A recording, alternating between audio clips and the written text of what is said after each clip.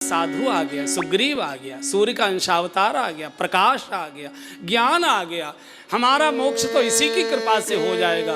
और जब बाली ने देखा कि ये तो अंधकार में डूबा है, भोग में, वासना में, नृत्य और गायन में डूबा है, ऐसी लात मारी, सीधे हनुमान जी के चरणों में पहुंचा दी। और जब सुग्रीव को हनुमंत मिले तो सुग्रीव को भी भगवंत मिले, और सुग्रीव की कृपा से बाली को भी भगवंत मिल गए, बाली का भी मोक्ष करा दिया, भले ही बाण के द्वारा हुआ।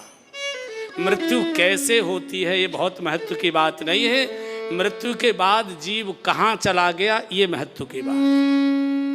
मृत्यु कैसी होती है तो शरीर है, नलियों से जाए कि आरे से कट के जाए कि ऐसे जाए कि चारपाई पर जाए कि गंगा जी में डूब कर, ये बहुत महत्व की बात नहीं है, ये बहुत महत्व।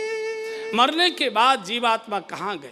बाली भगवान के चरणों में पड़ा है, प्रभु का दर्शन कर रहा है, प्रभु का दर्शन कर रहा है। बाली ने तो कह दिया कि जन्म जन्म मुनि जतन कराही, जन्म जन्म मुनि जतन कराही, अंतराम कही आवत नाही, अंतराम कही आवत नाही। ऋषि मुनि भी प्रयत्न करते करते थक जाते हैं, और वो भी अंत समय में आपका नाम नहीं ले पाते, प्रभु मैं तो अंत समय में आपका दर्शन कर रहा हूँ। तो सुग्रीव की कृपा से, भले ही सुग्रीव मरवाने के लिए लाया था, मरना तो था ही, कैसे ही मरो, मरना तो होता ही है, लेकिन भगवान के हाथों से बाली मरा, भगवान के दर्शन करते करते मरा, उनके चरणों में सिर रखकर प्राण छोड़े, इससे बड़ा और क्या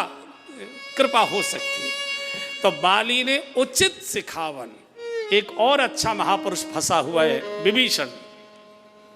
विभीषण धर्मात्मा है, विभीषण भजनानंदी है, इसका नाम था धर्म रुचि, इसकी धर्म में रुचि थी, मंदिर भी बनवाया हुआ है, तुलसी का पौधा भी रखता है, रामायण अंकित ग्रह है, कथा कराता है, कथा सुनता है, हनुमान जी जैसे वक्ता से कथा सुनता है, तब हनुमंत कही सब राम कथा। मंदिर बनाया हुआ लक्ष्मी नारायण का, रोज आरती सुबह शाम उतारता है, सवेरे उठते ही माला जपता है, राम राम ते ही सुमिरन कीना, गौशाला चलाता है, यज्ञ सब कुछ करता है, लेकिन रावण की आज्ञा में रहता है, पाप की आज्ञा में रहता है, रावण को ही सर्वस्व मानता है, उसी के हित की कामना करता है। रावण को इससे बड़ी चिढ़ लगती थी।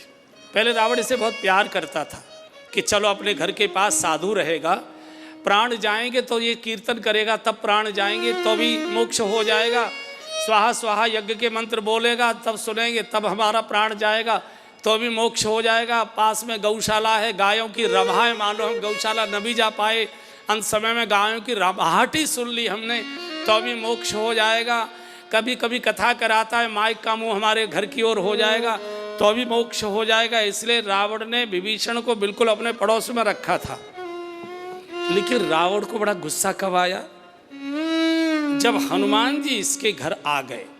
देखिए इसने बड़े भारी कौन से कैमरे होते हैं, सीसीटीवी क्या कहते हैं, सीसीटीवी, हाँ हाँ, वो छोटे छोटे कैमरे होते हैं ना, वो रावण ने फिट करा लिए थे इसको चेक करने के लिए कि वास्तव में ऊपर ही ऊपर ढोंगी है कौशल जी की तरह कि ये कहीं, हाँ, ऐसे ऐसे उसने से फिट करा लिया था।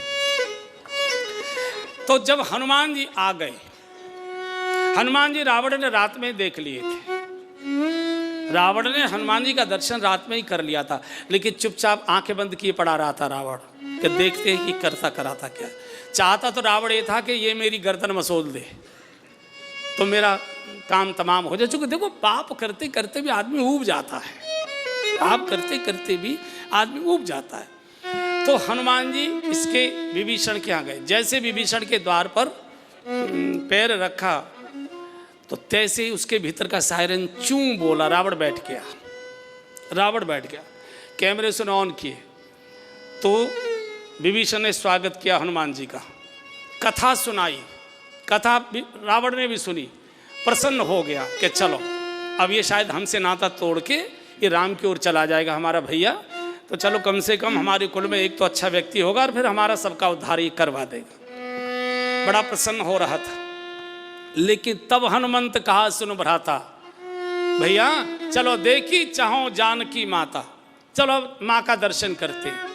पूरी कथा सुनने के बाद भी विभीषण क्या बोलता है, जुगुत विभीषण सकल सुनाई, जुगति विभीषण सकल सुनाई, जुगति विभीषण सकल सुनाई, जुगति विभीषण सकल सुनाई, चले पवन सुत विदा कराई, चले पवन सुत विदा कराई, आजी जुगति विभीषण सकल सुनाई, जुगति विभीषण सकल सुनाई। युक्ति निकाल दी, बोले मेरी तो अभी कैबिनेट की मीटिंग है, अभी मुझे बड़े काम है जरूरी, मैं किसी भी दिन हो आऊंगा, तुम चले जाओ। रावण को इतना क्रोध आया, मूर्ख कहीं का, राम कथा सुनी है, जिनका मंदिर बनाया हुआ है लक्ष्मी नारायण का, हर मंदिर तो भिन्न बनावा, हर माने लक्ष्मी नारायण का मंदिर, और वो लक्ष्मी महारानी मेरी कैद में दुख भोग रही है, आज तक भी मिलने नहीं गया। हनुमान आया है, पूरी कथा सुन ली, भैया कहकर पुकार रहा है, फिर भी नहीं दर्शन करने जा रहा। ये चाहता क्या है, ये नरक में सड़ेगा क्या। और रावण ने जानबूझकर सीता जी की रक्षा में त्रिष्टा को रखा था। त्रिष्टा इसकी लड़की थी, त्रिष्टा विभीषण की लड़की थी। रावण चाहता था कि वो आके इसे समाचार देगी तो इसका भक्ति देवी से संबंध हो जाएगा, जाना न, कभी नहीं गया। रावण बहुत आग बबूला हो गया, ये भी मेरी तरह नरक में भोग में ही डूबेगा क्या, हमसे तो भजन वजन नहीं होगा। रावण कह चुका था, हो यही भजन न तामस देहा, हमसे तो भजन नहीं हो सकता, हम मरेंगे तो भगवान के हाथ से बाढ़ से ही मरेंगे, इसलिए हम तो बैर ठान रहे हैं। अरे पगले, तूने मंदिर बनाया है, सब ढोंग कर रहा है, और तू ऊपर ऊपर राम राम कहता है और बगल में छुरी रखता है।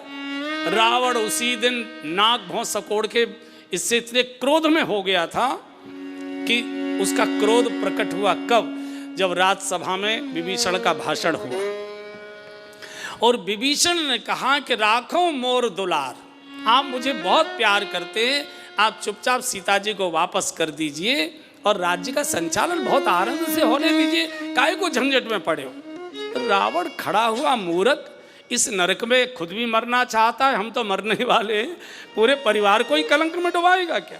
रावण उठार 2 लात मारी, निकल यहां से। रावण चाहता था कि ये कैसे हमारे परिवार को छोड़कर चला जाए, क्योंकि हम तो सब पापी हैं, हम तो सब पापी हैं, मदिरापान करते, मांसाहार करते, व्यभिचार करते, लोगों की हत्याएं करते, दुनिया भर के जितने प्रकार के पाप हो सकते हम सब करते हैं। ये पाप तो नहीं करता है, लेकिन पापियों का साथ दे रहा है ये।